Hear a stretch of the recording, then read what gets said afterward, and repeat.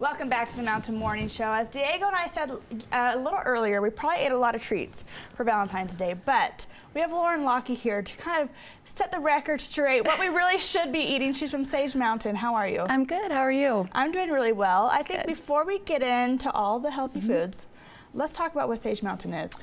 Well, you know, farmed animals or animals that are entrenched in our food system, such as cows, pigs, chickens, goats, and sheep, and fish, are some of the most, you know, abused and neglected and the suffering, you know, animals that are suffering so much.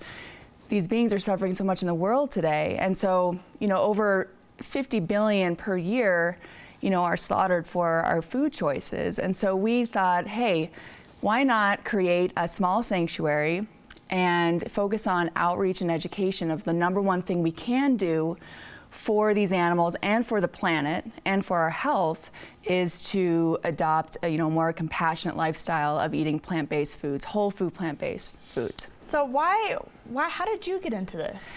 Well, actually at age 11, I became vegetarian for the animals. And it was just about 8 years ago, I decided to go vegan because I thought being a vegetarian was enough. You know, I thought, okay, these animals that, you know, if I still eat cheese and eggs, like I'm not really harming any animals that way, but they actually are. And I learned more about the dairy industry. So at 11 years old, you made this choice? Yeah. Was it because of, you know, what people were telling you, or was it based off of research? You know, I had gone to, actually I went to Costa Rica a few times when I was young, and I did see some of how much land is used for grazing animals and for growing food to feed these animals. And even at age 11, I started to make that connection of like, wow, this doesn't seem right, you know, and I loved animals growing up. I had dogs and a horse, and I started to make that connection of, why am I loving my horse and my dog, but yet there are these other animals that are, you know, just as loving, and they desire connection and love and want to live a pain-free life and seek joy. So I made that connection, like, you know what, I don't want to be a part of that anymore. And so my friend Jenny and I, she was my best friend at the time, we decided, let's do it. So we did. Really? Yeah. So first vegetarian and then veganism. Yeah. Vegan, why?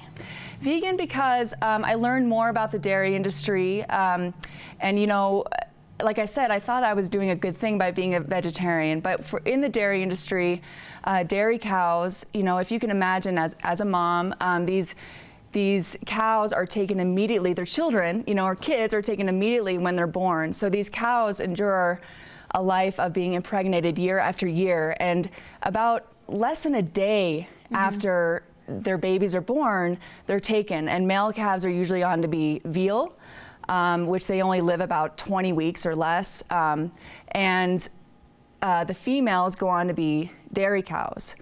So if you can imagine, it's excruciatingly painful, and these cows are then hooked up to these machines that are, you know, to the most sensitive part of the body day in and day out, and at 4 years of age, they're considered spent, and so then they're sent to slaughter. So that happens there, and with the egg industry, same thing. So when male chicks are born, they're of no use to the industry, so they're immediately grounded up alive as soon as they're born, because they have no use, they can't lay eggs, so you know, they're considered useless in the industry. So I started to learn more and more of these things, and same with fish. You know, I think we think that, well, a lot of people, and I thought the same thing, that fish, you know, they're not feeling animals, they're but not they smart. are, right, and they are. They recognize faces. They have a central nervous system. They feel pain, and with the fish too. Like our oceans are becoming very depleted, you know, and with the runoff from all these other factory farms going into our oceans is creating dead zones, you know, and our ocean as well as our trees are the lungs of the planet, and we need to think about that. You know, we need that to survive. So question for you. Yeah. So you personally eat plant-based foods, whole foods. How do you feel about, like, you know, personal farms? Like treating your chickens well and eating their eggs, you know, you're not abusing your chickens or having them in such small cages that they can't walk. I mean, how do you feel about that? Well, I mean, there are those, you know, they're around, but there are not many of them out there. I think that if we were to have, you know, a small chicken, you know, some chickens, which we will have once we have rescued a few chickens, but you know, it's still exploiting animals, and it's still, you know, using animals for our benefit. However, you know, for me, eggs are, you know, they're the most cholesterol-dense food out there. You know, so in terms of our health, it's not good to be eating eggs. And for us, you know, once we have a few chickens, if they are, or hens, if they are laying eggs, the best thing that we can do is sometimes you can crack them over their own food and they'll eat them, because we will not personally be eating the eggs. Yeah. So this is the message of Sage Mountain, but what does Sage Mountain do? So we have a small sanctuary, which now is to the home to about 6 animals. We'll have 10 at the most, not including birds. So we have the sanctuary, which these animals there are ambassadors of this message, which is what, you know, we do with outreach. Like, we work with the school system. We're doing presentations in schools. We host films. We host 10-day challenges, plant power challenges, where people can try this out for 10 days. We do interviews. I just interviewed 6 women that are did a vegan pregnancy and are, you know, raising their kids vegan, because I think that, you know, a lot of people think, oh, it's not going to work, you shouldn't do that, but they're kind of proving, you know, busting that myth. Yeah. What else do? We do different campaigns. We're working on a campaign right now to have an ad in the cinema.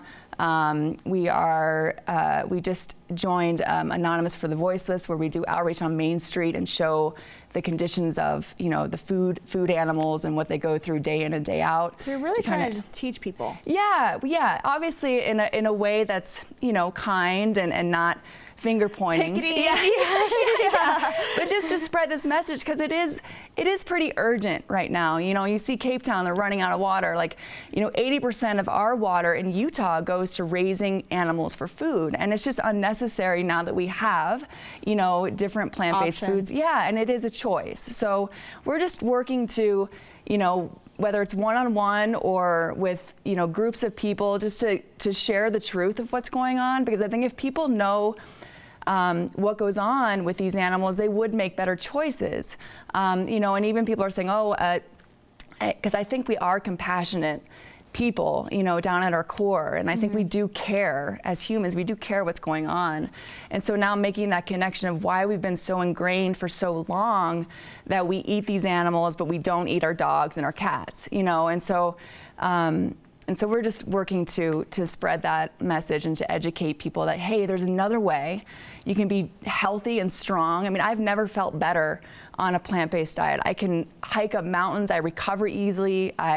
My skin feels better. I just feel better. And it's so much more empowering to sit down and, you know, at your meal and say, wow, I'm not a part of that system. And the more that we can all do that, whether it's, you know, through reducing and eventually eliminating, you know, meat, dairy, eggs, and fish, you know, we're voting with our dollar, right? Yeah, so the more we can do that, the more it's going to lessen and lessen. And I think at some point, you know, it will end. You know, maybe not while I'm alive or while you're alive, but I think that at some point, you know, it's just going to keep going and keep going. The more people are learning about these issues. Well, a lot of people think it might be hard to eat alternative, but there's actually a ton of options. You brought a few here. Yeah. Let's go over, you know, probably just the biggest ones. Yeah. So the best thing, which I will say, is to eat a whole food plant-based diet. So a lot of greens, beans, grains, nuts, seeds, mushrooms. Like, the more color, the better. Okay. But I brought these in because I think making that transition can be hard for people, right? So you want to have like the same foods like that are cheese. Yes, what are cheese. you supposed to do if you're a vegan and you want cheese? Right, and cheese is one of those things that's the hardest thing to give up for people. Cheese, cream in your coffee. So I brought, you know, some coffee creamer, which there's way more where these came from. There's coconut milk. This is soy. Almond, coconut milk. And these are recently new: Kite Hill ricotta, Kite Hill cream cheese. So what are vegan cheeses made out of? Well, a lot of times they're made out of cashews. A lot of times they're made out of, there can be, like, this one is almonds. You can make your own, like I said, with cashews, Biyokos. This is more of like a gourmet type cheese. This is cashews. So cashews are actually a lot of nuts. Yes, a lot of nuts. So most like creamy texture. And then I also brought this jackfruit, which can be made for like sliders. You know, it's kind of like that pulled pork type thing. These are great. Beyond Meat chicken strips. There's yogurts out there. Bacon. The vegan egg. So, okay, what's a vegan egg? So a vegan egg actually is made from a derivative from algae. Really? Yeah, yeah. And there's other options out there too. You can use ground up flaxseed. There's different kinds of flours that you can use.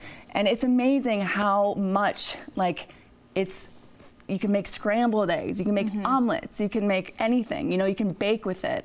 Well, with today's technology, why not have an egg that's not really an egg, but tastes like an egg and look like an egg? Yeah, yeah. So it's just, you know, more and more of these foods, and there's more money being invested in these kinds of foods. There's the Beyond Burgers, there's an Impossible Burger. Yeah. You know, I didn't bring any of those in, but they're out there and they're good. And so if you're starting to make this transition, there's Parmesan. You know, I know people really like Parmesan, so there's a vegan Parmesan there. Where would you buy a lot of this stuff? So you can get it, a lot of this stuff is at like natural grocers and Whole Foods, but it is starting to be more available in, you know, like your regular grocery, like Smith's and things like that. Yeah. So there are more and more you know, it's funny, like I'm noticing every time I go to Smith's or to any of the other stores, I'm seeing more of these options. So it's great. So it's going in a good direction. It's getting easier to eat healthier. And one last question, this is kind of the reality, but cost. Cost, yeah. Higher cost for these things? Some of them. So these, like the corn ones, are a little bit cheaper. You know, it depends. Like the Beyond Burgers, you get 2 for $6. So they're a little bit expensive on the expensive side, but you can find other stuff that's similar for cheaper. So, and I think that the more that people are demanding these foods, the cheaper, my hope is that the cheaper they're gonna get. Yeah. I know, that's always the hard part. It's like, why is organic more expensive? We should be eating healthier. This should be the cheaper option. Right, you know? right. But as far as whole food, plant-based, like grains and vegetables, obviously if you can go organic, but you don't have to. Like that shouldn't be your first worry if you're moving more towards a plant-based diet. So you can actually live on a pretty good budget. You know, $40 will get you enough food for a few weeks. Especially. Yeah, produce and grains and rice and beans, you know, and nuts and seeds like that. So I think you can do it. Yeah. Well, I thank you so much for coming here, and the fact that you're spreading the message here on Park State Television and on Main Street, and just with your ambassador animals, which I remember have great names. Yes. Yeah. I remember from last time, I don't know, remind me of one of them, like the sheep or the pig. Pody Boy and Wilma Jean. We just recently took in a steer named Bradley. And we have sheep Jesse, Martin, and Sammy. That's awesome. Yeah. Well, I'm glad that they're spreading the message. They are. Just like you are. Yeah. Well, Lauren Lockey from Sage Mountain, thank you so much for joining us. Thank you so much. All right, guys, we have a lot more coming up on the Mountain Morning Show. You better stay tuned.